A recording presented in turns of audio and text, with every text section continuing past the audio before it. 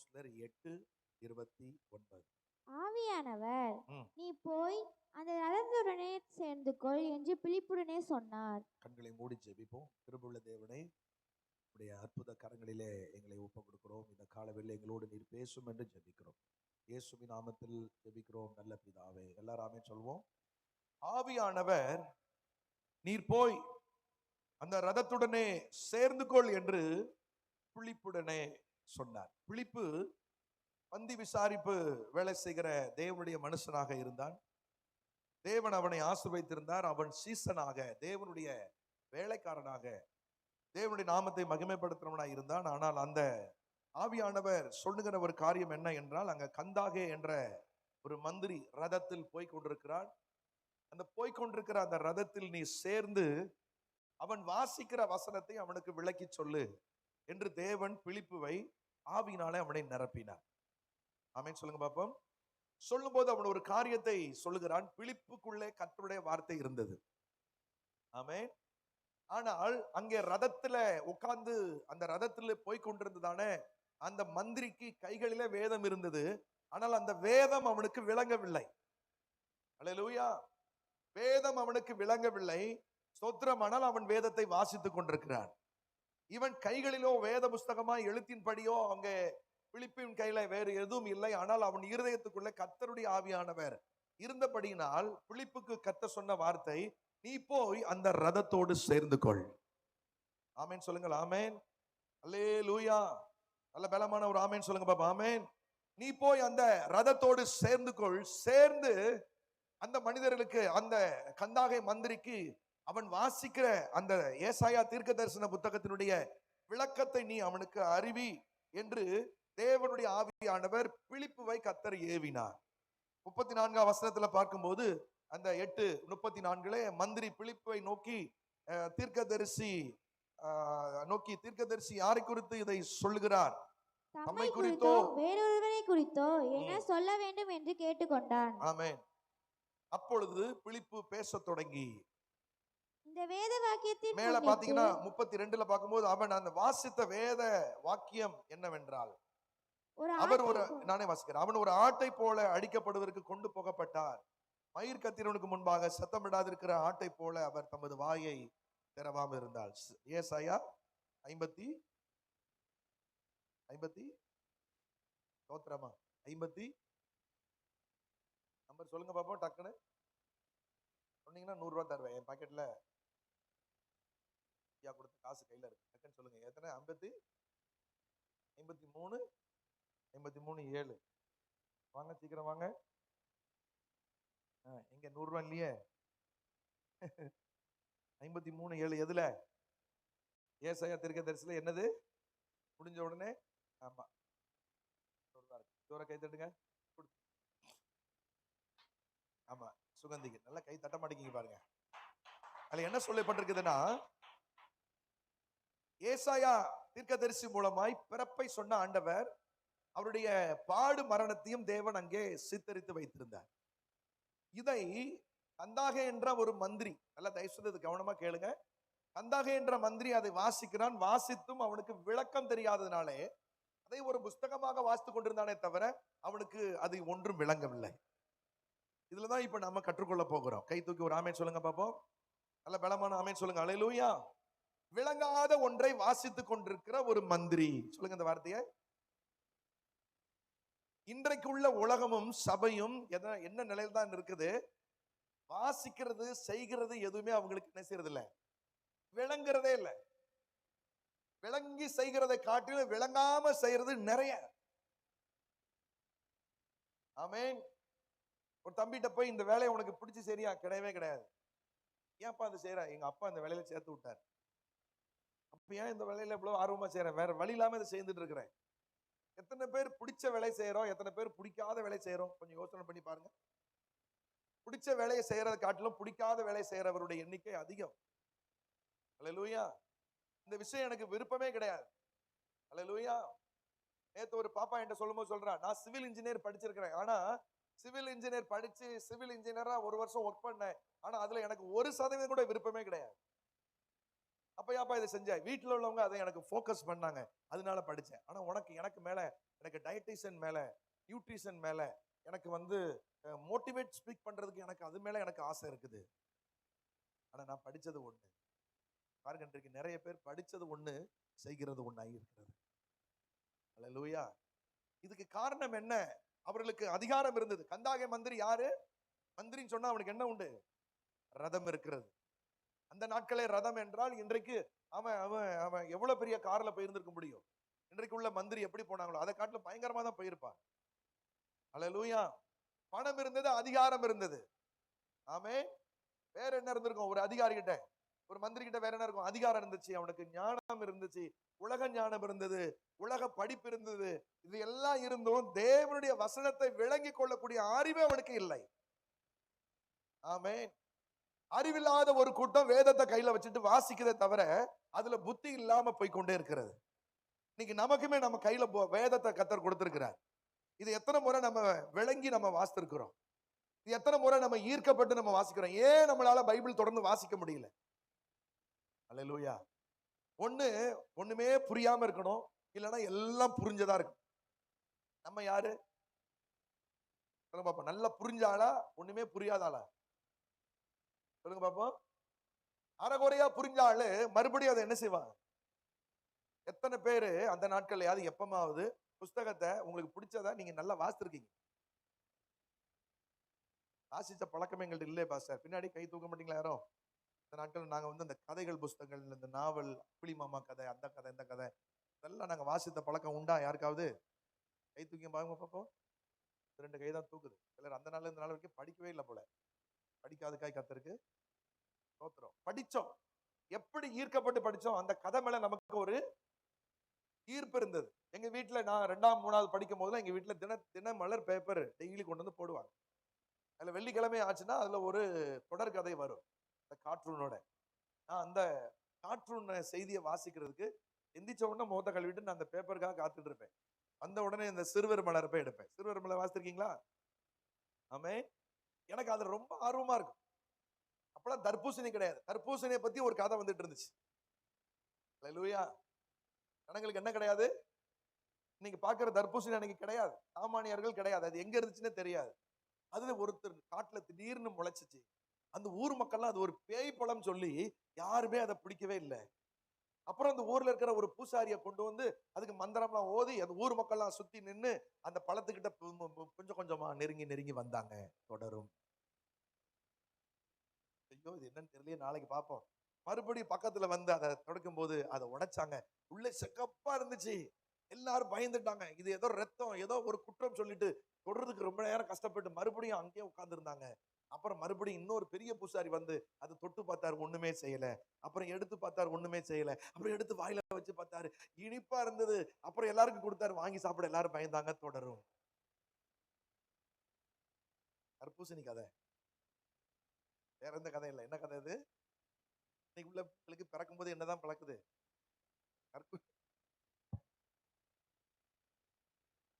அல்லேலூயா. ஆமென். என்ன சொல்ல வரேன்னா, நமக்கு ஆர்வமானதை, விளங்கினதை படிக்கிறதுக்கு ஆசையா இருக்கிறோம். ஆமென். பைபிள் படிக்க முடியல. உண்மையா ஒத்துக்கிறீங்களா? எத்தனை பேருக்கு உண்மையில பைபிள் படிக்க ஆசையா படிக்கிறீங்க? 10 பேர் முன்னாடி படிக்க ஆசைப்படுற ஆட்கள் தனியா படிக்கிறாங்களா? கூட்டமா படிக்கிறதுக்கு ஆசை இருக்கு. எல்லாரும் கேக்குறீங்களா? நான் வாசிக்கிறேன், வாசிக்கணுமா அப்படின்னு தப்பு தப்பா வாசித்து முடிச்சிடுறாங்க. அவங்க கேட்கிறவங்களும் என்ன செய்றாங்க? சரி வாசிக்கட்டும், அந்த சகோதரி ஏதோ வாசிக்கிறாங்களே, தப்பாவது என்ன செய்யட்டும், வாசிக்கிட்டு. நானும் அப்படிதான் நினைப்பேன். சரி தப்பா வாசித்தாலும் என்ன செய்யட்டும். அதிகாலை ஜெபத்துல நிறைய பேர் இப்ப பைபிள் வாசிக்கிறீங்க. நீ உங்களை தான் சொல்றேன்னு நினைச்சா உங்களை தான் சொல்றேன், வேற யாருக்கும். அப்போ போது தப்பா வாசிக்கிறாங்களா, தப்பு தப்பா வாசித்தாலும் எனக்கு என்ன நினைப்பேன்னா, மக்கள் அப்படியாவது பைபிள் என்ன செய்றாங்க, வாசிக்கிறாங்களா, அதுக்காக காத்திருக்கு. இன்னைக்கு தப்பா வாசிக்கிறவங்க சீக்கிரத்துல நல்லா வாசிக்கிறதுக்கு தேவன் அவங்களுக்கு ஞானத்தை என்ன செஞ்சிருவாரு? கொடுப்பாரா? கொடுக்க மாட்டாரா? கொடுத்துருவாரு. ஆனா வாசிக்காமே இருக்காங்க பாருங்க ஒரு ஆள். அந்த ஆள என்ன செய்யறது? வாசிக்கிறவனாவது ஒரு நாள் என்ன செஞ்சிருவான்? நல்லா வாசிக்கணுன்ற எண்ணத்துக்கு என்ன செஞ்சிருவான்? வந்துருவான். ஆனா வாசிக்கவே வேண்டாத ஒரு ஆளு, அவன் தேவனுடைய வசனத்தையும் ஆசீர்வாதத்தையும் பெறாம வெறும் ஆளாவே வாழ்ந்து கொண்டு இருப்பான். அல்லேலூயா. இப்ப இந்த ரதத்தோட போய் நீ சேர்ந்து கொள்.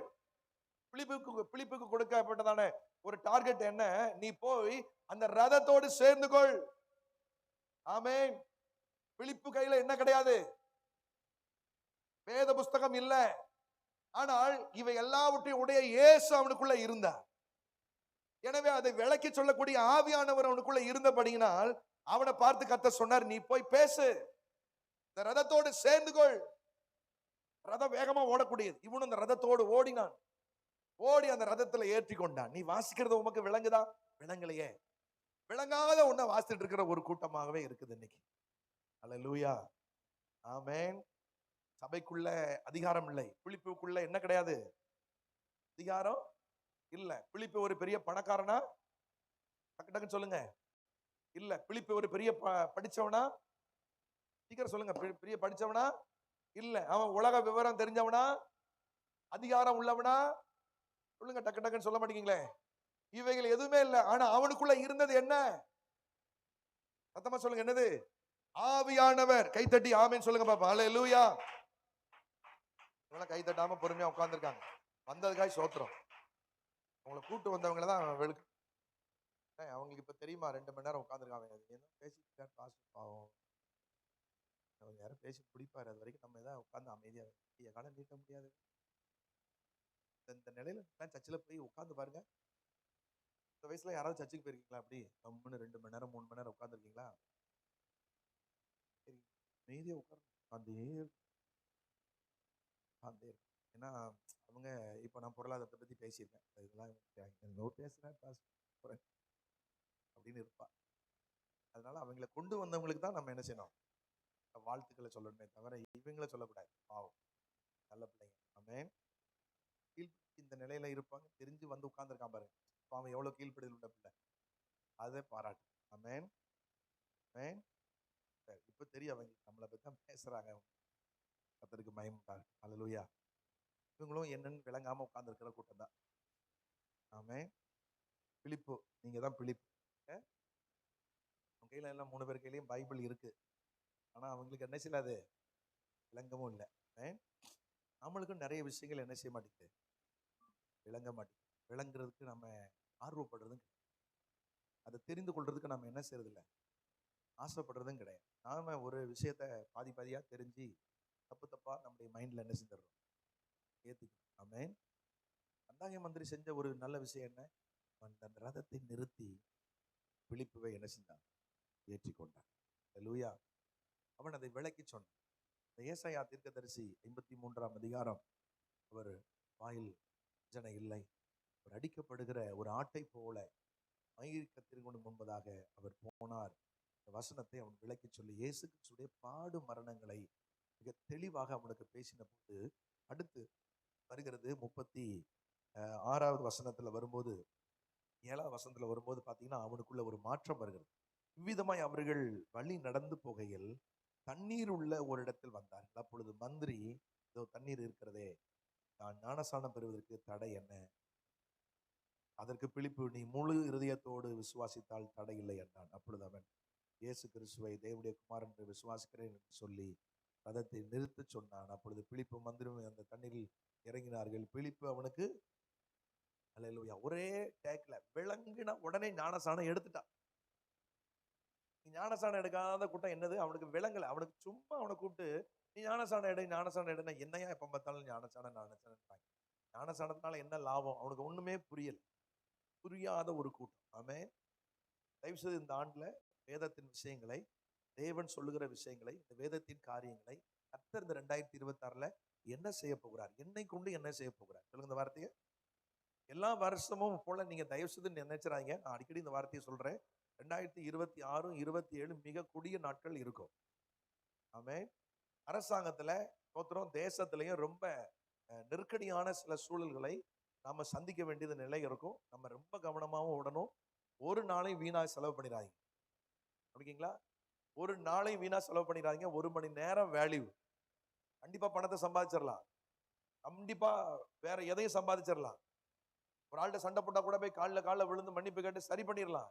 ஆனா நேரத்தை மறுபடியும் நீங்க உங்க வாழ்க்கையில திரும்ப நீங்க உண்டாக்கவே முடியாது.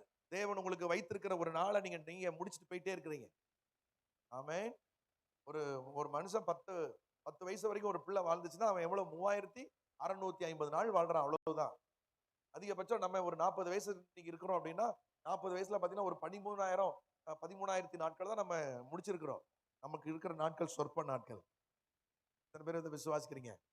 தேவன் வைத்திருக்கிற இந்த பலன், இந்த ஆரோக்கியம், அது நம்மை விட்டு என்ன செஞ்சிடும்? கண்டிப்பா போகுமா போகாதா? அது எவ்வளவு சீக்கிரம் போகும்? நம்முடைய சரீரத்தில் இருக்கிற விஷ கிருமிகள், நம்முடைய சரீரத்தில் இருக்கிற பலவீனங்கள் நம்மை அழிப்பதற்கு போராடி கொண்டிருக்கிறது. நாம நல்லா சாப்பிட்டு எப்படியாவது வாழணும்னு நினைக்கிறோம். நம்ம கையில கிடைக்கிறது எல்லாமே விஷமா இருக்கிறதுனால அதை சாப்பிட சாப்பிட மறுபடியும் பலவீனம் தான் உண்டாக்கிட்டு இருக்கு. அல்லேலூயா. எனவே ஒன்ன புரிந்து கொள்ளணும். இன்னும் இந்த உலகத்துக்கு பின்னாடி ஓடுறது, இன்னும் பணத்துக்கு பின்னாடி ஓடுறது, உறவுகளுக்கு பின்னாடி ஓடுறது, ஞாயிற்றுக்கிழமை அதை விட்டுட்டு இங்க போகணும், அங்க போகணும், இந்த அவங்க முக்கியம், இப்படி இந்த ஒரு சாதாரண விஷயத்துக்காக கர்த்தருடைய காரியத்தை ஈஸியா தள்ளி விடுற ஒரு நபராக இனிமே இருக்கவே கூடாது. நீங்க அதை புரிந்து கொள்ளணும். ஒரு ஞாயிற்றுக்கிழமை நீங்க மிஸ் பண்றது அது பெரிய பிரச்சனையா இருக்கணும் உங்களுக்கு. ஆமென் சொல்லுங்க. சத்தமா சொல்லலையே. ஒரு ஞாயிற்றுக்கிழமை எங்கேயாவது ஆராதிப்பேன். எங்கேயும் ஆராதிக்க கூடாது. கர்த்தர் உனக்கு வைத்திருக்கிற மந்தையில உன்னுடைய தொழுவத்துல வந்து கர்த்தரை ஆராதிக்கணும். அல்லேலூயா. பாஸ்டர் அங்க போனேன், அங்க ஆராதிச்சேன். அப்படின்னா நீங்க அது வருஷத்துக்கு 1 அது ரொம்ப உங்களுக்கு வேற வழியே இல்லாத பட்சத்துல நீங்க அப்படி ஒரு சபையில அட்டெண்ட் பண்ணலாம். மற்றபடி ஸ்தோத்திரம் உங்க ஸ்தல சபையில வந்து நின்னு கர்த்தரை ஆராதிக்கணும். ஆமென். உன் ஜனத்தோடு, உன்னுடைய போதகரோடு, உன்னுடைய மக்களோடு, உன்னுடைய நண்பர்களோடு, சகோதரர்களோடு, சகோதரிகளோடு நின்று கர்த்தரை ஆராதிக்கணும். இது தேவன் கொடுத்த வாய்ப்பு. அல்லேலூயா. தயவுசெய்து இன்னொரு காரியத்தை சொல்றேன். இந்த செய்தி நீங்க விட்டுறாதீங்க. இந்த இந்த வருஷத்துல நாம கடந்து போகிற இந்த நிலைகள் எல்லாமே ஆண்டவருடைய நாமத்துக்கு மகிமையாய் மாத்திரமல்ல, பெரிய நன்மைகளை கர்த்தர் நமக்கு தரப்போகிறார்.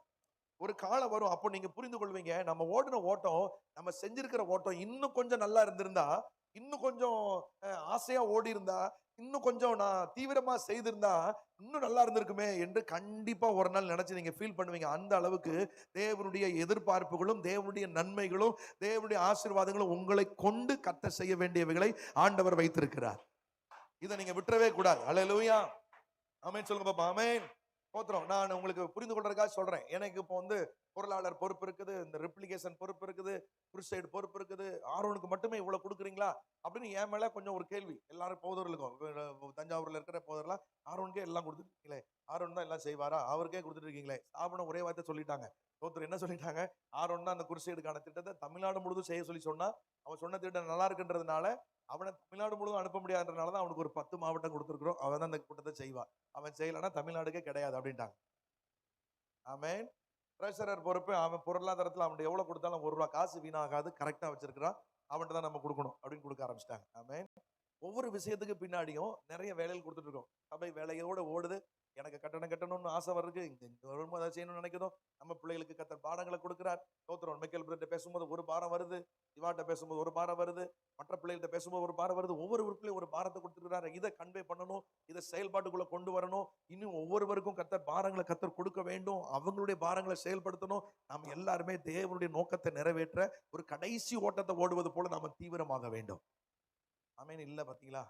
ஸ்தோத்திரம். எப்படி ஓட்டத்தை சொல்லுங்க பாப்போம். இது சத்தம் சொல்லுங்க பாப்போம். நல்லா சொல்லுங்க பாப்போம். 400 மீட்டர், 100 மீட்டர், 200 மீட்டர் ஓட்டிருக்கா பாத்துருக்கீங்களா? ரிலே ஓடுவாங்க பாத்துருக்கீங்களா? எத்தனை பேர் பாத்துருக்கீங்க?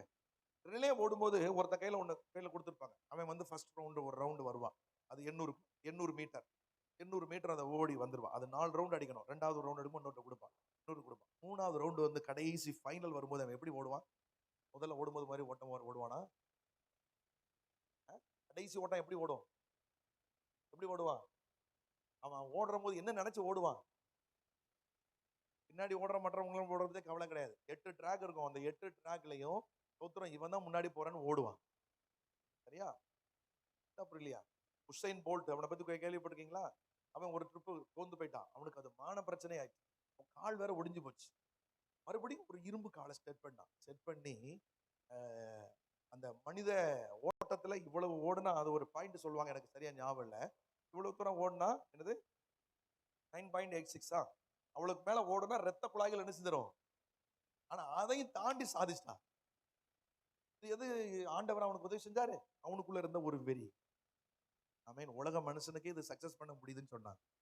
நாம ஆண்டவருக்காக யாரையும் பார்க்க கூடாது, பரலோகத்தையே பார்க்கணும். ஆமென் சொல்றீங்களா? உன்னை புரிஞ்சுக்கணும். எனக்கு கர்த்தர் கொடுத்தது இதெல்லாம் இயேசுக்காக பயன்படணும். சொல்றீங்களா? ஆமென். என் பிள்ளைகள் கர்த்தரை சொல்லுங்க. என் பிள்ளைகள் கர்த்தரை பாடணும். தேவனுடைய நாமத்தை மகிமைப்படுத்தும். ஊழியம் செய்யணும். நான் இல்லைன்னா இந்த குடும்பம் என்ன செய்யணும்? தேவனுக்காக வைராக்கியமா எழும்புற குடும்பமா இருக்கணும். என் வாகனங்கள், என்னுடைய வீடு, என்னுடைய எல்லாம் இயேசுக்கு. சொல்லுங்க, கை தூக்கி சொல்வீங்களா? வாகனங்கள் இயேசுக்காய் போகணும். நம்ம ஒண்ணு இல்லாத நேரத்துல கர்த்தர் நம்மளை ரட்சித்தார். அழகா சொன்னா என்னது? ஓட்டாண்டியா இருக்கும்போது நம்மளை ஒருத்தர் திரும்பி பார்க்காத காலத்துல தான் இயேசு வந்து கைப்பிடிச்சார். நம்புறீங்களா? ஆமென். இன்னைக்கு நல்லா கொஞ்சம் முழுக்கை சட்டை போட்டு நல்லா இன்னைக்கு நச்சுன்னு இருக்கிறோம். 4 பேர் பார்த்து நம்மளை வணக்கம் சொல்றாங்க, விஷ் பண்றாங்கன்னா இதெல்லாம் இயேசு நமக்கு கொடுத்த கிருபை. இல்ல சொல்லுங்க பாப்பா. ஆமென். இப்படி கொடுத்த கிருபையை நம்ம போக்கடிச்சதுக்கு பிலிப்பு கையில கொடுத்தது போல ஆண்டவர் அவனுக்கு சொன்னது போல உங்களை பார்த்து கர்த்தர் சொல்றார், அந்த ரதத்தோடு சேர்ந்து கொள். ரதம் சொல்றது என்னது? உலகம். அதுல உட்கார்ந்து இருக்கிற ஆட்கள் தான் இன்றைக்கு உள்ள உலகம். படிச்சிருக்கிற கூட்டம். ஸ்தோத்திரம். புரியல, பைபிள் புரியாம வாசிக்கிறான், சபைக்குள்ளதான் இருக்கு. அவனுக்கு விளக்கி சொல்லு. படிக்கிற தம்பி, பைபிள் பிடிச்சிருக்கா?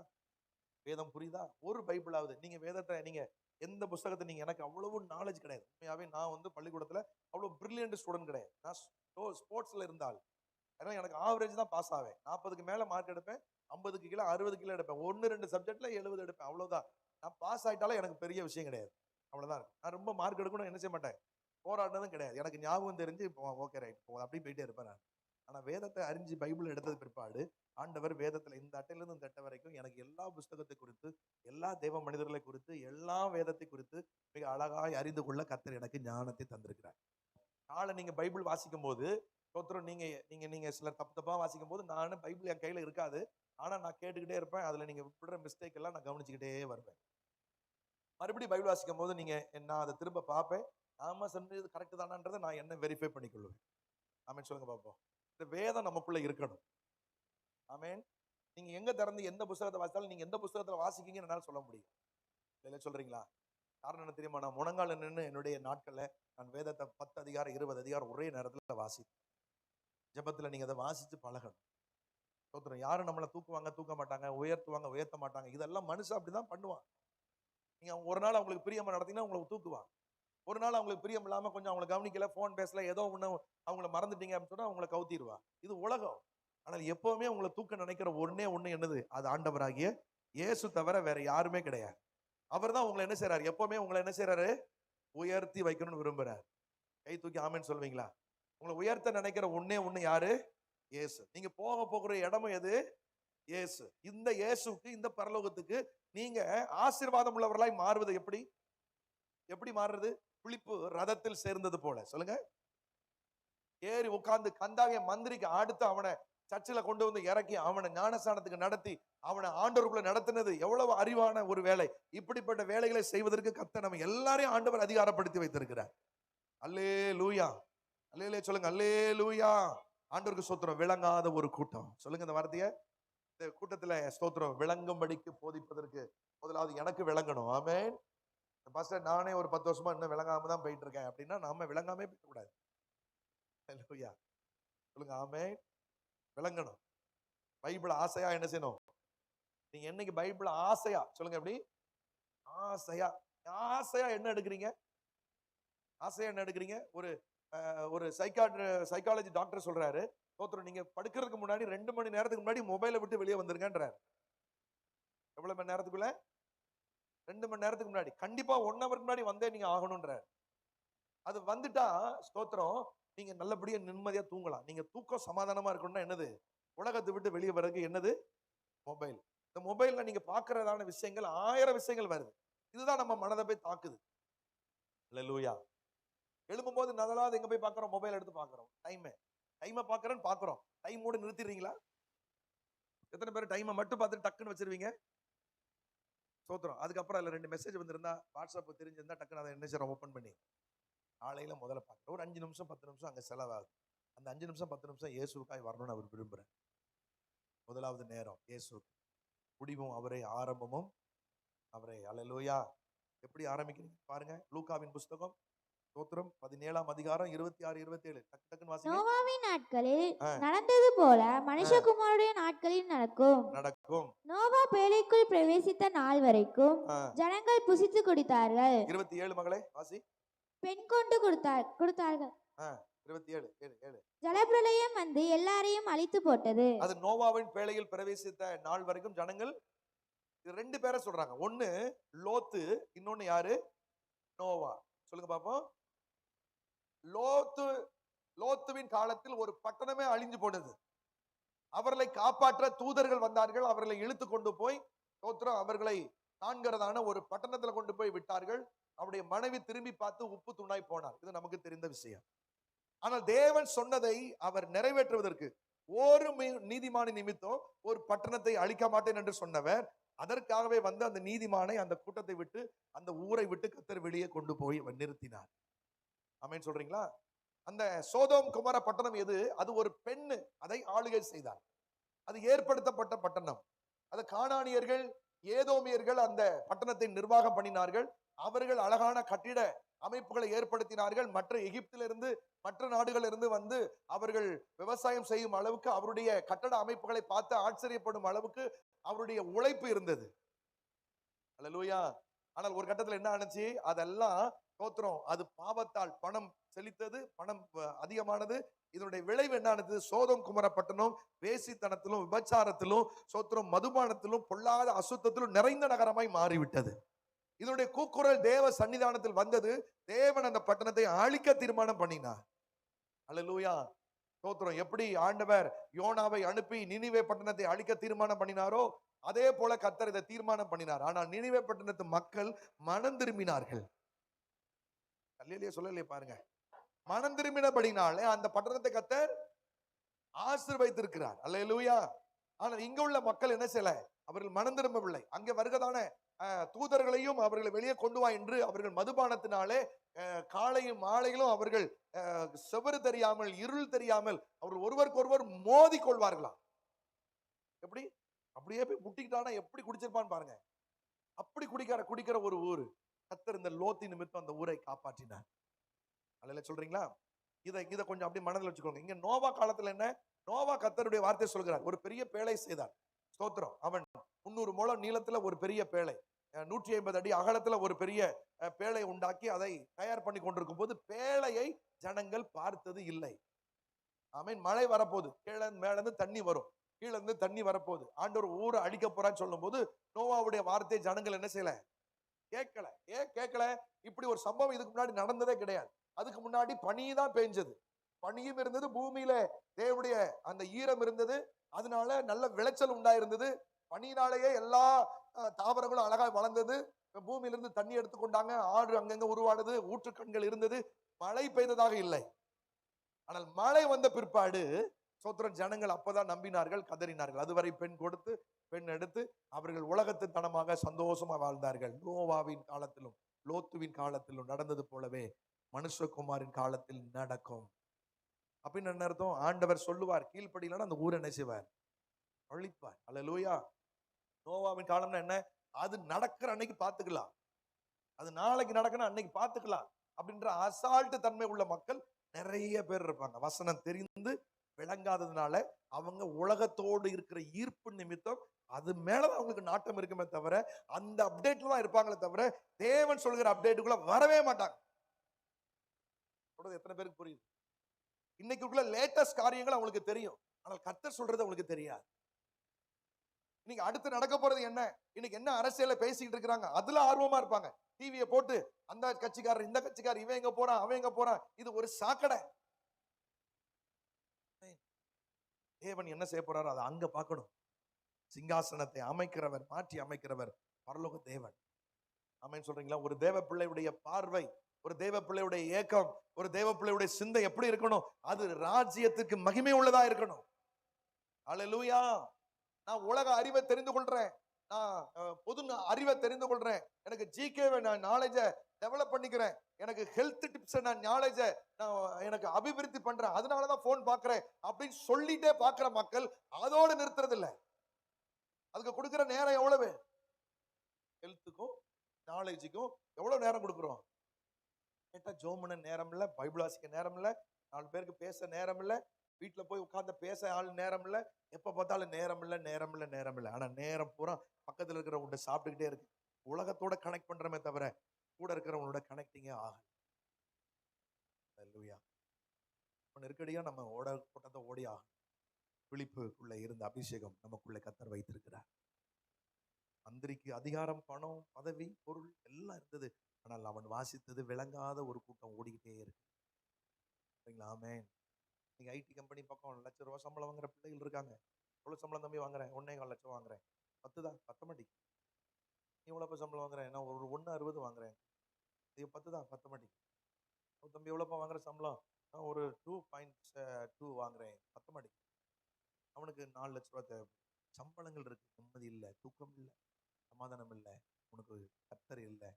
அவனுக்கு இதை பத்தி சொல்லும்போது அவனுக்கு ஏறாது. காரணம், சோதோம் குமார பட்டணம் போல அவனுக்கு பணமும் உலகமும் எல்லாம் அவனுக்கு தேவைகளை சந்திக்கிறது. இவைகள் இருந்து தேவைகள் சந்திக்கப்படுதே தவிர மனதுக்கு ஆறுதலை கொடுக்க ஒண்ணுமே அவனுக்கு இல்லை. அதுக்கு தான் அவன் சாராயம் குடிக்கிறான், ஏதாவது வெறிக்கிறான், எங்கேயாவது போய் மாட்டுறான், எங்கேயாவது போய் பணத்தை செலவு பண்றான். ஆனால் ஆவியானவருடைய ஆசீர்வாதம் உங்கள் கையில இருக்கிறது. ரதத்துல ஓடுற ஒரு கூட்டம் ஓடிக்கொண்டே இருக்கிறது, விளங்காத ஒரு கூட்டமாகவே. பிலிப்பு சொன்னது போல அந்த ரதத்தோடு சேர்ந்து கொள். இந்த உலகத்தோட சேரணும். ஆனா நீ யாரா இருக்கணும்? தலையெழுத்தை மாற்றக்கூடிய அதிகாரம் உடையவனா இருக்கணும். ஆமென் சொல்றீங்களா? உன் கையில ஒண்ணு இல்லதான், வெரி குட். ஆனா உன்கிட்ட யார் இருக்கிறா? அம்மா சொல்லுங்க, யார் இருக்கிறா? முதலாவது நீ விளங்குற கூட்டமா மாறிட்டா நீ நிம்மதியா பேசாம இருக்க முடியாது. ஆமென். இயேசுவை சரியா அறிஞ்ச ஒருத்தன் சும்மா இருப்பானா? ஜெபிக்காம இருப்பானா? ஊழியம் செய்யாம இருப்பானா? ஆத்துமாதாயம் பண்ணாம இருப்பானா? வரமாட்டேங்க பாருங்க. சரியா புரியாத ஒரு கூட்டம் தான் ஞாயிற்றுக்கிழமை சர்ச்சுக்கு மட்டும் வந்துட்டு போவோம். ஏன்? அவன் கிறிஸ்தவனா பிறந்துட்டான், ஞானசானம் எடுத்துட்டான், அற்புதங்களை கொஞ்சம் செஞ்சிருக்காரு ஆண்டவர். இந்த அற்புதத்துக்கு என்ன செய்யணும்? இயேசுக்கு என்ன செய்யணும்? நன்றி சொல்லணும். அதுதான் அவன் வாழ்க்கையை தவிர என்னால சொல்லுங்க, ராஜ்யத்துக்கு, இயேசுவுக்கு பரலோகம் நிரம்பணும். அந்த திட்டம் தான் இயேசு. இயேசு சிலுவைக்கு போனது எதுக்கு? கிறிஸ்தவ மதத்தை பரப்புறதுக்கு. கிறிஸ்தவ தலைவரா போனாரா? இயேசு அம்மாவை தலைவராகவும் அவர் பொதுச் செயலாளராகவும் தோத்திரம் பிலிப்பையும் இவங்க எல்லாரையும் துணை செயலாளராகவும் போட்டு பொருளாளராகவும் போட்டு அப்படி நிர்வாகம் பண்ணாரு? அவர் நடந்து திரிந்து நன்மை செய்கிறவராய் சுற்றி திரிந்தார். அல்லேலூயா. சபையுடைய வேலை என்ன?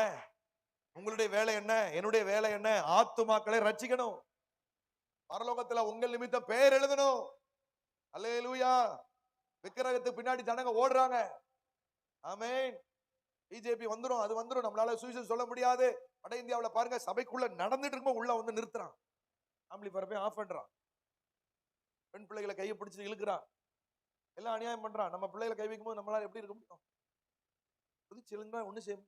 ஒரு அம்மா சும்மா இருக்கிற ஒரு அம்மா ஒரு செருப்பு எடுத்து ஒரு பாஸ்டர் அடிக்குது. அந்த பாஸ்டர் அடி வாங்கிட்டே நிக்கிறார். முதுகுல அடிக்குது, பின்னாடி அடிக்குது, செருப்பு எடுத்து அடிக்குது. என்ன பாவம் செஞ்சாங்க? ஏன் அந்த வாலிபனால போய் ரோட்ல நின்று சம்பாதிக்க முடியாதா? பணம் சம்பாதிக்க முடியாதா? அவனால ஐடி ஃபீல்ட்ல போய் நிக்க முடியாதா? அதெல்லாம் விட்டுட்டு தான் இன்னைக்கு கர்த்தருடைய ஊழியத்துல போய் நிக்கிறாங்க. ஆமென். ஒரு ஊழியக்காரனுக்கு கொடுக்குற மரியாதை எப்படி இருக்கு பாருங்க. என்ன தீமை செஞ்சான்? அவன் பிள்ளைகள், அவன் குடும்பம் எல்லாத்தையும் அடிக்காது, எல்லாரும் அமைதியா நிக்கிறாங்க. ஒரு கண்ணத்தை அடர் காட்டி தான் இன்னொரு கண்ணை என்ன செய்யும்? சொன்ன தெய்வத்துடைய பிள்ளைகள் அப்படிதான் ஓடுறாங்க. அல்லேலூயா. ஸ்தோத்திரம். இனி நாம அப்படியே இருந்துட முடியாது. இயேசுவை பத்தி அடிச்சாலும் மிதிச்சாலும் சொல்லிக்கிட்டே சொல்லுங்க.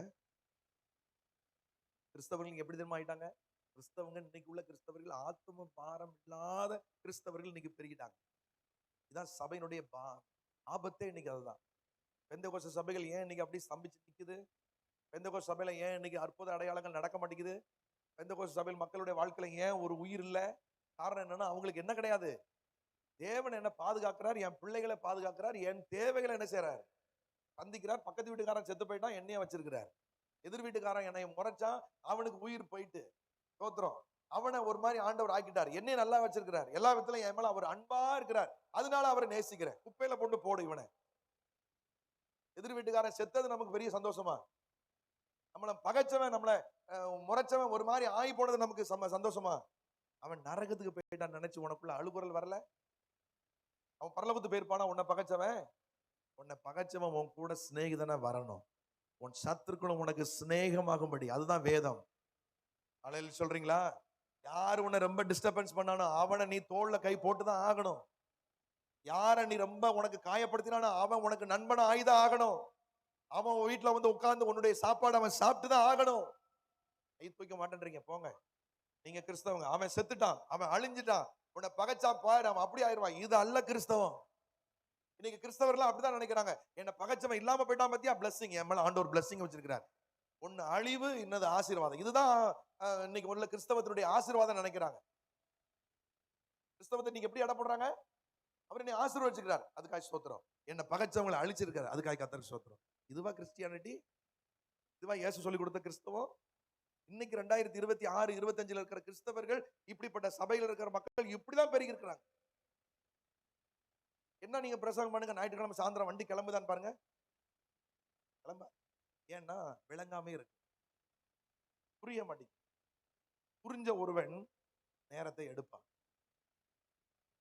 நீங்க செய்யற ஒரு ஆர்வமான விஷயத்துக்கு உங்களுக்கு நேரம் இல்லாம போயிட்டா, எனக்கு எங்க அம்மா கூட போன்ல பேசுறது எனக்கு ரொம்ப பிடிக்கும், எங்க அப்பா கூட போன்ல பேசுறது எனக்கு ரொம்ப பிடிக்கும். அது எனக்கு எவ்வளவு பிஸி ஷெட்யூல் இருந்தாலும் நான் 2 பேர்ட்டையும் பேசிடுறேன். ஆமென். ஏன் பேசுறேன்னா, எனக்கு என் மேல எனக்கு என்ன இருக்கு சொல்லுங்க. எனக்கு எங்க அம்மாவை என்ன செய்யும், பிடிக்கும். எங்க அப்பாவை எனக்கு ரொம்ப பிடிக்கும். எனக்கு உலகத்துல இப்படி ஒரு அம்மா கிடையாது, இப்படி ஒரு அப்பா கிடையாது நான் சொல்லுவேன். அப்படிதான் நம்ம எல்லாருமே நம்முடைய அப்பாவை அம்மாவை நம்ம பாராட்டணும். ஆமென் சொல்லுங்க பாப்போம். ஆமா, நம்மளை வறுமையில நடத்துனாங்க, இல்லாதல நம்மளை சுமந்தாங்க, நம்மளை தூங்க வச்சு அவங்க கஷ்டப்பட்டாங்க. ஆமென். அவங்க நல்லா உடுத்திருப்பாங்களா, நல்லா சாப்பிட்டிருப்பாங்களா நம்மள மாதிரி? நம்மளுக்கு நல்லதை கொடுத்துட்டு அவங்க என்ன செஞ்சாங்க, பழையதை சாப்பிட்டாங்க, மிச்சத்தை சாப்பிட்டாங்க, அப்படி தொடச்சி சாப்பிட்ட அம்மா மாதிரி எத்தனை பேரு? சாப்பாடு எல்லாத்தையும் கொடுத்துட்டு ஒண்ணு இருக்காது, சட்டியில போய் பார்த்து பிள்ளைகள் எல்லாம் சாப்பிட்டுருப்பாங்க. நீங்க சாப்பிட்டீங்களாப்பா? சிரிச்ச முகமா இருக்கு, அப்படி போடு, அப்படியே விடு, சரி சரி. பிள்ளைகள் கொஞ்சம் பிச்சம் போட்டுருப்பாங்க, அது தட்டுல இருக்கிறத மலிச்சு சாப்பிட்ட வயிற்று நிரப்பின அம்மா மாதிரி எத்தனை அம்மா மாதிரி? இதுதான் தமிழ் அம்மா மாதிரி. இதுதான் தமிழ் தாய். இது அவன் நம்முடைய அம்மா மாதிரிலாம் அப்படிப்பட்டவங்க தான். கை தூக்கி கர்த்தரை ஸ்தோத்திரம் பண்ணு. இவர்களுக்காக கர்த்தரை மகிமைப்படுத்துவோம். ஹல்லேலூயா. இதெல்லாம் சொல்ல மாட்டேங்கீங்க, முடிங்க நல்லா உற்சாகமா ஸ்தோத்திரம். இப்ப நீங்க ஒண்ணு புரிந்து கொள்ளணும், இந்த நாட்கள்ல கிறிஸ்தவத்தை நம்ம எப்படி புரிந்து கொள்ளணும்? ஆத்தும பாரம் இல்லாத கிறிஸ்தவன். ஸ்டான்லி எழுதும்போது எழுதுகிறார், இன்றைக்கு உள்ள கிறிஸ்தவர்கள் ஆத்தும பாரம் இல்ல. அவங்கதான் சபைக்கு கேடு, அவங்கதான் சபையினுடைய வளர்ச்சிக்கு தடை. அவங்களுக்கு என்ன தெரியுமா, அவங்களுக்கு ஆலயம் கட்டணும் அல்லது ஆலயத்துக்கு ஏதாவது பண்ணணும், அந்த விஷயத்துக்கு அவங்களுக்கு ஆர்வமே வராது. ஏன்னா அவங்களுக்கு அவங்க பிளெஸிங் தான் முக்கியம். அவங்களுடைய இன்னர் லைஃப்ல நடக்கிற ஆசீர்வாதம் தான் அவங்களுக்கு முக்கியம். தேவனுடைய திட்டமும் அடுத்த ஒரு சந்ததி வரணுமே, அவங்க இங்க உட்காரணும், ஒரு எம்எல்ஏ வரணும், எம்பி வரணும், ஒரு டாக்டர் வரணும், ஒரு பெரிய நம்முடைய மாவட்டத்தில் இருக்கிற அதிகாரிகள் வரணும், அதுக்காக நம்ம பிரயாசப்படணும். இந்த தொலைதூர பார்வை இருக்காது. ஆனா வீட்டுக்கு என் பிள்ளைகளுக்கு ஒரு வீடு வேணும், என் குடும்பத்துக்கு ஒரு இடம் வேணும், என் பிள்ளைகளுக்கு ஒரு சந்ததி வேணும். பிறக்க முன்னாடியே, பிறந்த பிற்பாடு 5 வயசு 10 வயசுல எதிர்காலத்துக்கு திட்டம் பண்ணி வேலை செய்யறதா அறிவு நமக்கு இருக்குது. ஆனா கர்த்தருக்கு வேலை செய்ய அறிவு நீங்க தான் சொல்லணும். தொலைதூர பார்வை இருக்கா? ஆமென். நம்ம சர்ச்சில் ஒரு பெரிய பணக்காரர், ஒரு பெரிய எம்எல்ஏ, எம்பி, நம்முடைய மாவட்ட கலெக்டர் வந்து உட்கார முடியுமா? மழை பெஞ்சா உள்ள உட்கார முடியுமா? வெயில் அடிச்சா வெளியில உட்கார்ந்து தான் இருக்கிறாங்க. நல்லா இருக்கு பாஸ்டர், இந்த வருஷம் என் சம்மர் கோடை காலத்துல வெளியில போய் நீங்க உட்காருங்க, உங்களுக்கு தான். இது வெயிலா இருக்கு பாஸ்டர், நான் போய் அங்கே போய் உட்காந்துக்கிறேன். அப்போ உங்களுக்கு நரகத்துல தூக்கி போட சொல்லுவார் ஆண்டவர். நரகத்துல அப்போடு கொண்டு போய் என்ன செய்வீங்கன்னு பார்ப்போம். எனக்கு கொடுத்த சர்ச்சு எனக்கு எப்படி வச்சிருக்காரோ நான் அப்படிதான் என்ன செய்யணும். என்னை மாதிரி யாருக்கும் உங்களுக்கு என்ன செய்யாது, வேர்க்காது, தெரியும். நான் இங்கதான் என்ன செய்றேன், வெயிலையோ மழையிலையோ இங்கதான் வாழ்ந்து வரேன். நான் வருத்தப்பட்டதே கிடையாது. காரணம் என்ன? இயேசு நமக்கு கொடுத்தது. அதுக்காக கர்த்தருக்கு சத்தமா சொல்லுங்க. இவைகள் இல்லாத மக்களும் இருக்கு. இருக்கிறதுக்காக கர்த்தருக்கு சோத்திரம் சொல்லி அதுல நம்ம வாழ்ந்தோம். ஆனால் பெரிய காரியங்களை காண நமக்கு கர்த்தர் கிருபை. நான் மட்டும் பயங்கரமா வாழ்ந்தேன், எனக்கு ஏசி தான் பிடிக்கும், அப்படி பிடிக்கும், அந்த மாதிரிலாம் நம்ம இருக்கிறது நம்மளை வச்சிருக்கிறது கர்த்தருக்காக ஸ்தோத்திரம். நான் எல்லா நிலைகளிலும் மனரம்யமா இருக்கேன், கற்றுக் கொடுப்பேன். அமேன் சொல்றீங்களா? அல்லேலூயா. ஆத்ம பாரம்னு சொல்றது என்ன?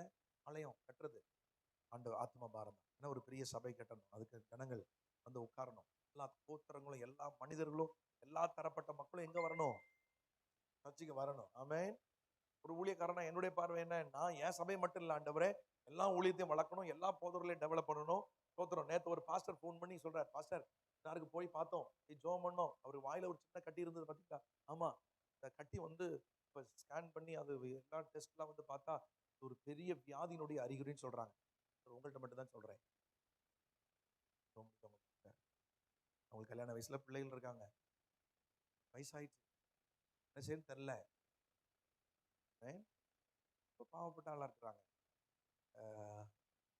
என்ன சொல்றது, இப்போ இந்த மாதிரி தகவல்கள் நிறைய வரும்போது நாம் அவங்களுக்காக என்ன செய்ய வேண்டியிருக்கு? அட்டே சொல்லாதீங்க, அட்டே சொல்லாதீங்க, அட்டே சொல்லாதீங்கன்னு சொல்லி நம்மளை நம்பி சொல்லும்போது தேவன் அதை அதிகாரத்தையும் நம்பிக்கையும் நம்ம மேல வை. நீங்க ரகசியங்களை காக்குறவங்களா இருக்கீங்களா? ஆமே. ஆலயம் முடிஞ்சோடனே வெளியில போய் நின்றுட்டு சபையினுடைய நலனை பேசுற ஆளா இருக்கணும். போய் வேற பேச்சு என்ன செய்யக்கூடாது, கர்த்தர் வருத்தப்படுற மாதிரி. சரியா? ஒரு விதமான வித்தியாசமான கூட்டமா முன்னாடி இருந்திருக்கலாம். இனிமே அப்படி என்ன செய்யக்கூடாது, அந்த கூட்டத்துல ஜாயின் ஆகக்கூடாது. அப்படிப்பட்ட பேச்சு எங்கேயும் வரக்கூடாது. தூக்கி கத்தரை தூத்திரம் பண்ணுங்க பாப்போம். வெளியில போய் பேசுறீங்களா, பிரதர் நல்லா இருக்கீங்க, வெரி குட், நல்லா பண்றீங்க, சூப்பரா பண்ணுங்க, உங்களுக்கு நாங்க சப்போர்ட் பண்றோம், அப்படி இருக்கணும். தட்டி ஓடுறவனை தட்டி பின்னாடி இழுக்கிறாளா நினைச்சக்கூடாது. சொல்லுங்க, சத்தமா சொல்லுங்க. நீ நல்லா ஜெபம் பண்றீங்களாம்ல, நாங்க ஜெபம் பண்ணாததாக்கும் எங்களுக்கு தெரியாதா? இப்ப ஆளை கண்டுபிடிச்சு அவங்களை என்ன செய்யணும், குழியை தோண்டி முள்ள உயிரோடு புதைச்சிடணும், வச்சிருக்கவே கூடாது. லூயா. கை தூக்கி கத்தரை தூத்திரம் பண்ணுங்க. சபை கத்தருடைய. உங்க வீட்டுல 4 பேர் இருக்கீங்க, அந்த 4 பேரையும் நீங்க கரெக்ட் பண்ணி சரி பண்ணி உங்களால ஒரு மனமா ஒரு வேலை செய்யறது எவ்வளவு கஷ்டப்படுறீங்க. ஒரு சபையில அது ஒருமனப்படுறதுக்கு அதுல குறைவுகள் ஏற்பட்டால் ஒரு அப்பாவா, ஒரு அம்மாவா, ஒரு மூத்த அண்ணனா இருந்து அதை எல்லாத்தையும் அணைச்சி கொண்டு போகக்கூடிய அப்படிப்பட்ட மனப்பாங்கு உள்ளவர்களாய் நம்ம எல்லாருமே இருக்கணும். ஆமென் சொல்றீங்களா? ஆமென் சொல்லுங்க. ஆமென். லெனின் வந்து இங்க வந்து ஊழியம் செய்யறான் அப்படின்னு சொன்னா, அவன் சின்ன வயசுல இருந்து இங்கேயே வளர்ந்து இங்கேயே என்னைய பத்தி நல்லா தெரியும். திடீர்னு அந்த இடத்துல ஒரு குழியை தோன்றான்னா அவன் தோன்றது ஏதாவது விஷயம் இருக்கும். அந்த அளவுக்கு அவன் கான்பிடென்ட் ஆனால் தெளிவா இருப்பான். அவங்க அப்பா தோண்டா ஏங்க என்ன பண்றீங்க நான் கண்டிப்பா கேட்பேன். அவன் பண்ண கேட்க மாட்டேன். காரணம் என்ன, அவனுக்கும் எல்லாருக்கும் ஒவ்வொருக்கும் வித்தியாசங்கள் இருக்கு. கை தூக்கி கத்துற தோத்திரம் பண்றீங்களா? ஒருத்தர் இப்படி சொன்னா அப்படி சொன்னா தப்பா நினைச்சுக்காங்க ஐயா. என்னுடைய நம்பிக்கை நான் சொல்றேன். கை தூக்கி கத்துற தோத்திரம் பண்ண, கரங்களை அசை, நல்லா கை அசைக்கலே, எல்லாரும் கை அசைக்கலே, கரங்களை உயர்த்தி ஆலையில சொல்லுங்க பாப்போம். அப்பா மாதிரி பிள்ளைகள் நம்மளை காட்டிலும் பிள்ளைகள் 10 மடங்கு நல்லா வந்துட்டு இருக்காங்க. எத்தனை பேர் அதை ஏற்றுக்கொள்றீங்க? என்னை காட்டிலும் என் பிள்ளைகள் நல்லா இருக்கிறது நமக்கு சொல்லுங்க, எவ்வளவு பேருக்கு அது மகிழ்ச்சி? மாட்டேங்க பாருங்க. ஸ்தோத்திரம். ஆமென். இதோட அர்த்தம் என்னது? அவன் வந்து நம்ம ஏதோ சம்பளம் கொடுத்து எந்த வேலையும் செய்யறது இல்ல. இந்த பிள்ளைகள் யாருக்கு என்ன கிடையாது, அவங்ககிட்ட தான் நான் காசு வாங்கிட்டு இருக்கேன், அவங்க தான் உழைக்கிறாங்க. இது எல்லாம் ஒரு குடும்பமா நம்ம வேலை செஞ்சு தேவனுடைய நாமத்தை என்ன செய்யறோம், மகிமைப்படுத்துறோம். அவனை கூப்பிட்டு நீங்க ஒரு இடத்துக்கு வேலைக்கு போ, அங்க போன்னு சொல்றதுக்கு யாருக்கு என்ன கிடையாது, யாருக்கு ரைட்டு கிடையாது. அது எனக்கு மட்டும்தான் உள்ளது. நான் தான் கட்சியில் இருக்கிற பிள்ளைகளை வேலை கொடுத்து அங்க போ இங்க போன்னு அனுப்புவேன். நீங்க யாரும் நினைச்ச கூடாது. உங்களுக்கு கூப்பிட்டு போய் எங்க வா அங்க வான்னு சொல்றதுக்கு யாருக்கு ரைட்டு கிடையாது. அது என்கிட்ட தான் கேட்கணும். தான் சபை. ஆமென் சொல்லுங்க பாப்போம். அல்லேலூயா சொல்லுங்க. கட்சியில் வரக்கூடிய பிள்ளைகள் துணிமாரெல்லாம் என்ன செய்யணும், ஸ்தோத்திரம். நீங்க ஆளாளுக்கு கூப்பிட்டீங்கன்னா அவங்க பெற்றோர் என்ன செய்வாங்க, சந்தோஷப்படுவாங்களா சந்தோஷப்படுவாங்களா? உங்க பிள்ளைகளை அவங்க வேற ஏதோ ஒரு வீட்டுல போயிட்டு பாத்திரங்களை மாத்திக்கிட்டு இருக்காங்க, இங்க இருந்து அங்க போய் அதை கொண்டு போய் கொடுத்துட்டு இருக்காங்க, இதை கொண்டு கொடுத்துட்டு இருக்காங்க, வச்சுட்டு இருக்காங்க அப்படின்னா அதை கேட்கிற பெற்றோர்கள் எப்படி இருப்பாங்க? சார் உங்கள்ட்ட தான் நாங்க அனுப்பணும் பிள்ளைகளை, ஏன் அதை பண்ணீங்க, எப்படி ஏன் அனுப்புனீங்க, கேட்க மாட்டாங்களா? கை தூக்கி ஆமென் சொல்லுங்க பாப்போம். இதை நீங்க புரிஞ்சு கொள்வீங்க. கரங்களை உயர்த்தி ஆமென் சொல்லுங்க பாப்போம். கட்சியில் இருக்கிற பிள்ளைகள் சபை வளர்ச்சிக்காக சொல்லுங்க பாப்போம், ஊழியத்துக்காக. அல்லேலூயா. நான் என் கூட இருக்கிற பிள்ளைகள் என்ன செய்வேன், நான் சர்ச்சுடைய ஊழியத்துல தான் உங்களை பயன்படுத்துவேன். உங்களை கொண்டு போய் எனக்கு காய்கறி வாங்கிட்டு வா, அதை வாங்கிட்டு வா, இதை வாங்கிட்டு வா, அங்க போ இங்க போ, எங்களுக்கு இதை செஞ்சு கூட, அப்படி கிடையவே கிடையாது. எங்க வீட்டுக்கு ஒட்டடை அடிக்கிறது கூட நான் தான் அடிக்கிறேன். என் வீட்டுல உள்ள வேலைகளை நான் தான் செஞ்சுட்டு இருக்கிறோம். எங்க பிள்ளைகள்லாம் சேர்ந்து எங்க வீட்டுல போய் நாங்க கலர் அடிச்சிருக்கோம். வீட்டுக்குள்ள போய் பாருங்க, எங்க பிள்ளை நானும் அழகா புட்டி என் சிஸ்டர் எல்லாம் சேர்ந்து எங்க பெட்ரூம் பூரா இந்த கலர் கொண்டு போய் அடிச்சிச்சு. அழகழகா இருக்கு. ஆமென். வேலை செய்யறதுக்கு நம்ம பிரிச்சு வச்சுக்கிறோம். நம்ம யாரை எங்க பயன்படுத்துறோம், நமக்கு நல்ல ஞானத்தை கத்த தந்திருக்கிறார். ஞானமாய் நடக்கணும். மத்தேயு 6ஆம் அதிகாரம் 19ஆம் வசனத்துல, பொக்கிஷங்களை இந்த உலகத்துல என்ன செய்யாதீங்க, சேர்த்து வைக்காதீங்க. பொக்கிஷங்களை எப்படி சேர்த்து வைக்கணும், பரலோகத்துல சேர்த்து வைக்கணும். பரலோகம் ஒண்ணு இருக்கு. அந்த பரலோகத்தை குறித்ததான அறிவு நமக்கு என்ன செய்யுது சொல்லுங்க, இருக்கா இல்லையா? ஸ்தோத்திரம். இருக்கா இல்லையா? பைபிள் சொல்ற விஷயங்கள் நிறைய இருக்கு. 6:19. ஓகே இருக்கட்டும். பூமியில பொக்கிஷம்னா என்னது, பணம் மட்டும் நினைக்காதீங்க. அதுல பூச்சி, துரும்பு, திருடன் இது எல்லாத்தையும் கண்ணமிட்டு அதை பிடிங்கிட்டு போயிடுவான். பரலோகத்துல நம்ம பொக்கிஷங்களை சேர்க்கணும். அதுக்குதான் நம்ம ஆத்தும ஆதாயத்துக்கு நம்ம என்ன செய்யணும், நம்முடைய வாகனங்கள், நம்முடைய பொருட்கள், நேரம் எல்லாத்தையும் ராஜ்யத்துக்காக நம்ம இன்வெஸ்ட் பண்ணணும். ஆமென் சொல்றீங்களா? சத்தமா சொல்லுங்க பாப்பா. ஆமென். இன்வெஸ்ட் பண்றது, நம்முடைய இன்வெஸ்ட்மெண்ட் எங்க இருக்குது, தேவனுடைய ராஜ்யத்துக்காக நம்ம இன்வெஸ்ட் பண்ணோமானால், ஸ்தோத்திரம், தேவன் சொன்ன விஷயங்களை நாம உள்வாங்கியிருக்கிற பொருளாசை இல்லாத ஒரு நபர் என்றதை நம்மளை நிரூபித்துக் கொள்ள முடியும். அல்லேலூயா. பொருளாசை உள்ளவங்களுக்கு போய் இந்த வார்த்தையை சொன்னோமானால் அது உங்களுக்கு ஏறாது. அவனுக்கு என்ன செய்வான்? தனக்கு தேவையானதை எல்லாத்தையும் சுரண்டி எடுத்து இங்க மிச்சம் பண்ணி, அவன் சாப்பிடாம, மனைவிக்கு நல்ல ட்ரெஸ் வாங்கி கொடுக்காம, பிள்ளைகளுக்கு தன்னை காரியங்களை செய்யாம, இதை செய்யாம அதை செய்யாம எல்லாத்தையும் சுரண்டி வைப்பான். ஒரு நாள் அவனும் சாப்பிட மாட்டான், பிள்ளைகளும் கொடுக்க மாட்டான். அந்த பணம் அப்படியே கடந்து வீணா போய் அடுத்தவன் சாப்பிடுவான். அல்லேலூயா. ஆமென். ஒருத்தர் எங்க ஊர்ல பாத்தீங்கன்னா ஒருத்தர் பெரிய பணக்காரர். ஒரு பேங்க்ல ஒரு 10 12 பேங்க்ல ஒரு பேங்க்ல 1.5 கோடி 1 கோடி 1 லட்சம் 50 லட்சம் இப்படி பல லட்சங்களை போட்டு கிட்டத்தட்ட 8.5 கோடி ரூபாய் எல்லா அக்கௌண்ட்லயும் பணம் வச்சிருந்துச்சு. நாமினியா யாரையும் போடல. அவருக்கு பிள்ளைகள் நிறைய 4-5 பிள்ளைங்க, மனைவி இருந்தது. எல்லாத்தையும் கோவிச்சுட்டு நான் தனியா இருக்க போறேன்னு சொல்லிட்டு பிள்ளைகளெல்லாம் விட்டுட்டு ஒரு தனியா ஒரு வீட்டுக்குள்ள போய் குடியிருந்தார். கடைசியில் செத்து போனார். செத்து போனது ஊர் மக்கள்லாம் சேர்ந்து அடக்கம் பண்ணாங்க. கடைசியா அவரை சர்ச் பண்ணி பார்த்தோம்னா அவருடைய பேங்க்ல இருக்கிற பணத்தை யாராலையும் எடுக்க முடியல. ஆமென். பிள்ளைகளும் கொடுக்க முடியல, மனைவிக்கும் கொடுக்க முடியல. கடைசியில் பார்த்தீங்கன்னா அரசாங்கம் ஜப்தி செய்யப்பட்டுச்சு. அப்புறம் லாயர்கள் வந்து அதை சரி பண்ணி அந்த பணத்தை பிள்ளைகளுக்கு பிரித்து கொடுக்கறதுக்கு திட்டம் பண்றதுக்கு ரொம்ப கஷ்டப்பட்டு போயிட்டான். நம்ம சேர்க்கிறது என்ன? நம்ம சேகரிக்கிறது யாருக்காக? இது எவ்வளவு பலனா இருக்கும். அப்படி அப்பா அம்மா நமக்கு அதை தான் சேகரித்து கொடுத்து நம்மளை வாழ வச்சாங்களா? ஆண்டவர் நமக்கு என்ன கற்றுக் கொடுத்தார்? இல்லாதவர்களை எப்படி வாழணும்னு கற்றுக் கொடுத்தார். வறுமையில வாழ கற்றுக் கொடுத்தார். சில பேர் ஆமேன்னு சொல்ல முடியும். நம்ம பிள்ளைகளுக்கு அப்படி நாம கற்றுக் கொடுத்து பழகணும். ஆமென். அல்லேலூயா. பொருளாசை நமக்குள்ள இருக்கிறத ஸ்தோத்திரம், நமக்குள்ள இருக்கிறத அழிக்கணும். நமக்குள்ள இருக்கிற இப்படிப்பட்ட குணாதிசயங்கள் நம்முடைய பிள்ளைகள் பாத்திரக்கூடாது. நம்முடைய பிள்ளைகள் கர்த்தருக்குள்ள நம்ம இருக்கிறதையும், கர்த்தருக்காக நம்ம வைராக்கியமாய் எழும்புவதையும், பிள்ளைகள் இப்படி இருக்கிறதை பார்த்து அவர்கள் நல்ல சாட்சி உள்ளவர்களாய் அவர்கள் வளர்வதற்கு நாம அதுக்கு உத்தரவாதம் உடையவர்களாய் மாற வேண்டும். அல்லேலூயா. நீங்க எங்க அம்மாவை பார்த்து நான் சொல்ல முடியும், எங்க அப்பா பார்த்து சொல்ல முடியும். சின்ன விஷயமோ பெரிய விஷயமோ ஆண்டவருடைய காரியத்துல ரொம்ப உத்தமமா இருப்பாங்க. ஆமென். ரொம்ப உண்மையா இருப்பாங்க. நான் எப்பமாவது போயிட்டு வந்தா வீட்டுல வந்தா அம்மா கையில நான் காசு கொடுத்து வருது வழக்கம். அம்மா நல்லா இருக்கீங்களா, என்ன செஞ்சீங்க? இங்க வந்தவொடனே கேட்டேன், அம்மா தம்பி நீ வந்த என் கையில கொஞ்சம் காணிக்க கொடுத்த பத்தி, காசு கொடுத்த பத்தியா? ஆமா, எங்க சர்ச்சில் இந்த காசு கேட்டுக்கிட்டே இருந்தாங்க, அது எப்படி கொடுக்குறதுன்னு யோசனை பண்ணிட்டு இருந்தேன். நீ கொடுத்த காசை கொண்டு போய் நான் அப்படியே எங்க பாஸ்டர் கையில கொடுத்துட்டேன். அம்மா அதை உங்க கையில தானே நான் கொடுத்தேன், உங்க கையில வச்சிருக்க கூடாதா? இப்ப கொண்டு போய் அம்மா பாஸ்டர். இல்லடா என்கிட்ட இருக்கு, எனக்கு ஆண்டவர் தருவார். உங்க அண்ணன் இன்னொருத்தன் வருவான், அவன் கொடுப்பான், அதை நான் வச்சுக்குவேன். அப்போ பாருங்க, அந்த வயதான காலத்திலையும் ஆண்டவர் கொடுக்கணும்னு நினைச்சாங்கன்னா யார் மூலமா அவங்கள தேவை சந்திக்கிறார், கொண்டு கொடுத்துட்டாங்க, அவங்களுடைய திட்டம் நிறைவேறுது. இல்லை சொல்றீங்களா? இப்படி நம்மள ஆண்டவர் நடத்தும் போது நம்முடைய ஆசையும் திட்டமும் சரியா இருந்தால் நம்முடைய கைகளை கர்த்தர் தாராளமாய் நேர்த்தியாய் அவர் ஆசீர்வதிப்பதில் அவர் உண்மை உள்ளவர். அல்லேலூயா. அப்போஸ்தலர் 20, 22, 23, 24 பார்க்கும்போது கட்டுகளும் காவல்களும் எனக்கு வைக்கப்பட்டிருக்கிறது என்று ஆவியானவர் எனக்கு திருவுள்ளம் பற்றுகிறார். எப்படி சொல்லுங்க பார்ப்போம். பவுல் சொல்றார், உபத்திரவங்கள் இருக்கு, பிரச்சனைகள் இருக்கு, பாடுகள் இருக்குது, ஆனால் ஒன்றையும் குறித்து நான் கவலைப்படேன். பவுல் என்ன சொல்றார் சொல்லுங்க பார்ப்போம். டக்கு டக்குன்னு சொல்லுங்க. என் பிராணனையும் நான் அருமையாக எண்ணேன். வாழ்க்கை வெறுத்த ஒரு நபர்னா அப்போஸ்தலனாகிய பவுல். ஒரு நாள் நைட் ஒரு 12 மணிக்கு ஒரு பாஸ்டர் என் கூட போன்ல பேசும்போது பவுலை பத்தி நான் பேசிட்டு இருந்தேன். பாருங்க, அவன் எவ்வளவு பெரிய ஒரு சூப்பர் நேச்சுரலான ஒரு மனிதன். அவன் ஒரு அதிகாரி, அவன் ஒரு ராணுவத்தினுடைய கேப்டன், படிச்சாள், பணத்துல பெரிய ஆள். இது எல்லாவற்றையும் நஷ்டமும் குப்பையுமா எண்ணிட்டான். அவன் பேசுறதுக்கு எபேசு பட்டணத்தில் எழும்பி நிற்கும் போது அவன் அழகா ஒரு வசனம் சொல்லுது, எல்லாரும் அங்க மிகுந்த இரைச்சல் உண்டானுச்சு. அவன் ரோம பேச்சுல எழும்பி நின்று பேசும்போது அங்கே ஒரு அமைதல் உண்டாயி அவன் 2 கைகளை உயர்த்தி அமைதியா இருங்க அப்படின்னு சொன்ன அமைதியாயிட்டான். அவன் சொல்லும்போது ஒரு வார்த்தை சொல்றான், நான் பேச எழும்பி நிற்கும் போது என்னோடு ஒருவனும் எனக்கு துணை நிற்கவில்லை. புரியுதா? அவன் சாதிச்சது என்ன? தனக்குன்னு உன்னை ஒரு பெரிய டீமை ரெடி பண்ணி எனக்கு இங்க எங்க நில்லுங்க, எனக்கு பாதுகாப்பு கொடுங்க அப்படிலாம் சொல்லல. அவன் நடந்து திரிந்த ரோடுகள் எத்தனை இடத்துல அவன் நடந்திருப்பான். நடந்து நடந்து நடந்து அவனுக்கு கால் பலவீனமானால், ஆரோக்கியமானால் கிடையாது. 4 அடி தான் இருப்பார், குதிச்சு தான் நடப்பாரா.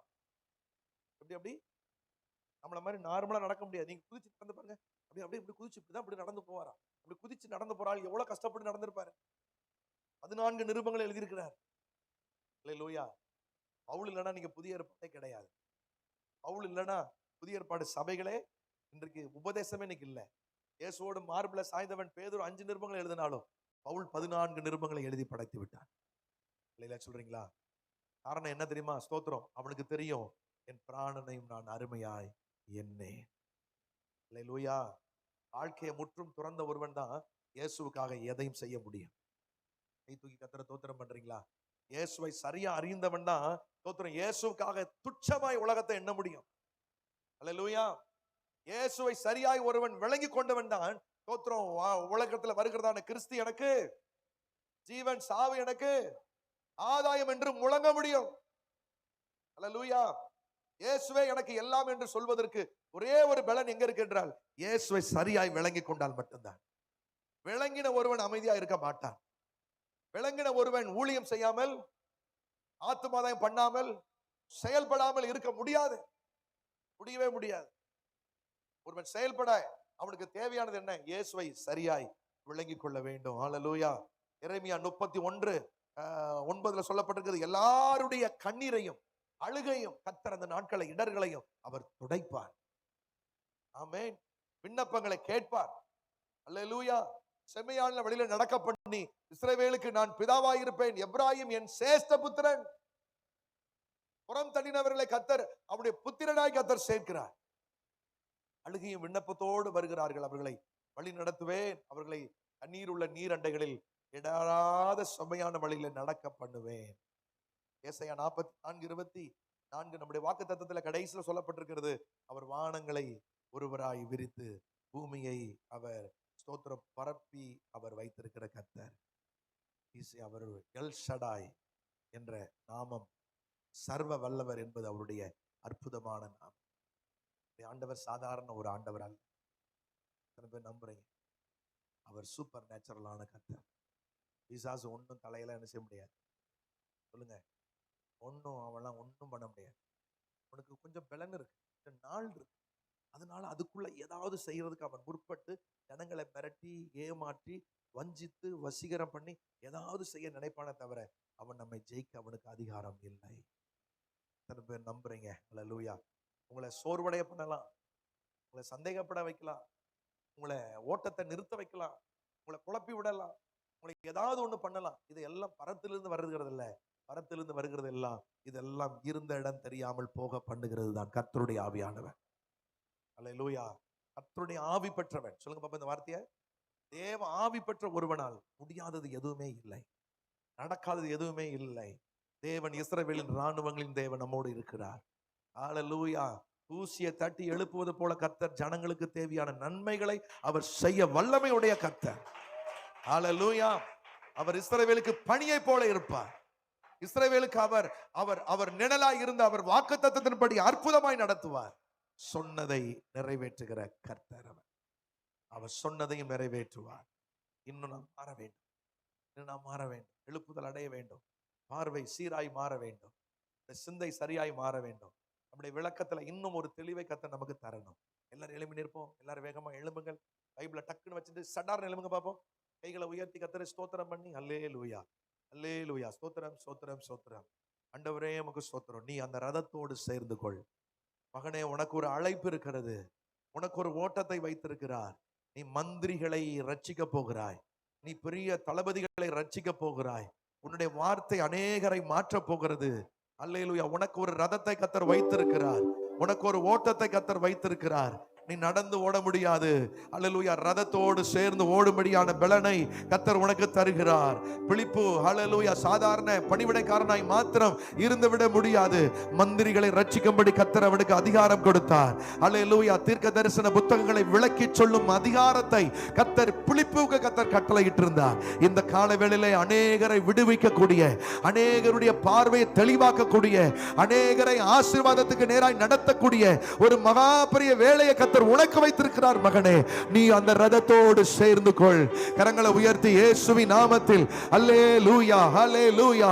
அநேகரை, விளங்காத அநேகரை, புரியாத அநேகரை, கண்கள் குருடாக்கப்பட்ட அநேகரை ரட்சிக்கும்படியான ஒரு மகா பெரிய கிருபை.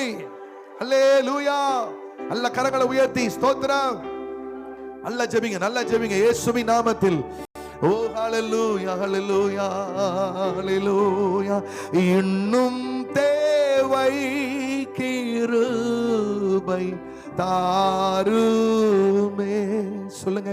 இன்னும் தேவை கிருபை தாருமே.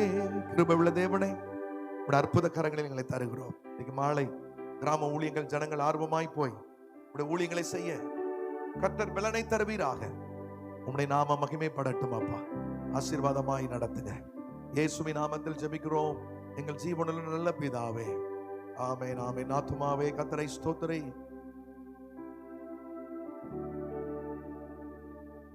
நம்முடைய கர்த்தராகிய இயேசு கிறிஸ்துவின் கிருபையும் பிதாவாகிய தேவனுடைய அன்பும் பரிசுத்த ஆவியானவருடைய அந்யோன்யமும் சிநேகமும் என்றும் என்றும் சதா காலங்களும் நம் அனைவரோடு